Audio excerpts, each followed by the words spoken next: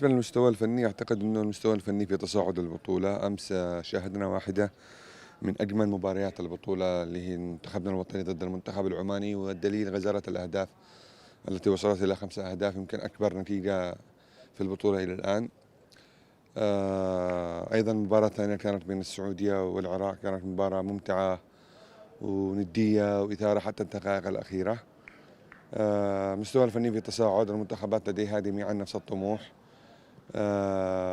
بالنسبة للجانب التنظيمي أعتقد يعني النجاح الكبير الجماهيري والزخم الجماهيري الكبير، الحضور الجماهيري الكبير والتفاعل الكبير مع أحداث البطولة هو دليل على نجاح العراق في احتضان بطولة خليجي 25. يعني رغم بعض الأشياء البسيطة جدا اللي حصلت في يوم الافتتاح، يعني لأنه يمكن 40 30 40 سنة العراق ما تنظم بطولة.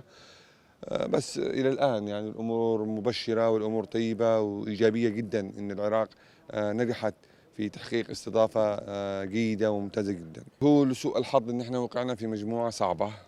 أنت بتلاعب العراق المستضيف، بتلاعب السعودية واحد من المنتخبات الكبيرة جدا على مستوى آسيا والخليج، وبتلاعب المنتخب العماني واحد من أفضل المنتخبات المتطورة في آسيا. واجهتنا ظروف صعبة في التحضير، ما خضنا مباريات ودية دولية، لكن أنت زي ما تشوف يعني مستوانا في تصاعد. لعبنا أمام السعودية، خلقنا فرص ما سجلنا.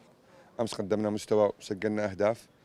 وصحيح حسابيا احنا خرجنا من البطولة، لكن ما زال لدينا أمل إن احنا نحقق نتيجة إيجابية أمام المنتخب العراقي، وإن لم يكن فأعتقد أن المنتخب اليمني سيظهر بثوب مغاير جدا في البطولة القادمة نهاية العام الجاري في خليج 26 في الكويت، بقيادة المدرب. مجموعة هؤلاء اللاعبين أمس الإعلام الخليجي والنقاد بيتكلموا على معدل أعمار منتخبنا في حال ما اكتسبوا الخبرة ودخلوا في أجواء البطولات، فإن الفوز أصبح قريب وقريب جدا للمنتخب اليمني إن شاء الله، إن لم يكن في هذه البطولة، وإن كانت يعني صعب بعض الشيء أمام العراق، لكن أعتقد أنه سيكون متاح وحظوظ كبيرة جدا في البطولة القادمة.